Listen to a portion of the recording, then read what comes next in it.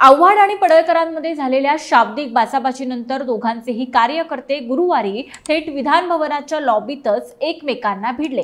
पडळकरांचा कार्यकर्ता ऋषिकेश टकलेने आव्हाडांचा कार्यकर्ता नितीन देशमुखांवर हल्ला केला आणि आता पडळकरांची सावली अशी ओळख असलेल्या या ऋषिकेश टकलेची क्रिमिनल हिस्ट्री समोर आली आहे। या ऋषिकेश टकलेच्या नावावर विनयभंग, मारहाणीसह अनेक गंभीर स्वरूपाचे गुन्हे दाखल असलेले पाहायला मिळत आहेत। हा कार्यकर्ता मग पडळकरांच्या इतका खास कसा आहे तेच जाणून घेऊया। व्हिडिओला सुरुवात करूया। नमस्कार, मी गौरी आणि तुम्ही पाहत आहात प्राइम टाइम महाराष्ट्र। सर्वप्रथम महत्त्वाची आठवण, जर तुम्ही अजूनही आमचं चॅनल सबस्क्राइब केलं नसेल तर ते जरूर करा।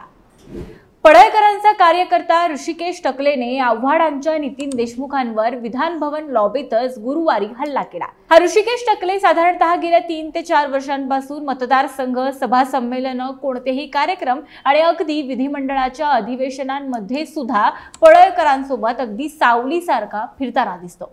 धक्कादायक बाब अशी आहे की या ऋषिकेश टकलेवर महिलेचा विनयभंग, मारामारी, शासकीय कामांमध्ये अडथळे आणणे अशा स्वरूपाचे गंभीर स्वरूपाचे गुन्हे दाखल आहेत। एका लोकप्रतिनिधीच्या विश्वासू लोकांमध्ये अशी गुंड प्रवृत्तीची माणसं असणं ही जरी अत्यंत धक्कादायक बाब असली तरी सध्याच्या परिस्थितीमध्ये हे आपल्याला सुद्धा नवीन नाहीये आणि हे तुम्हालाही माहिती आहे।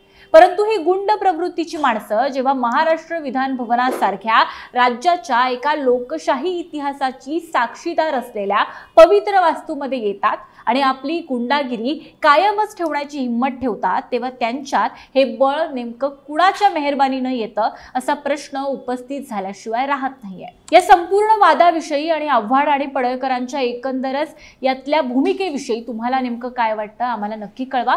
व्हिडिओ आवडल्यास लाईक करायला विसरू नका। शिवाय तुमची मतं आणि सूचनांसाठी कमेंट नक्की करा। धन्यवाद।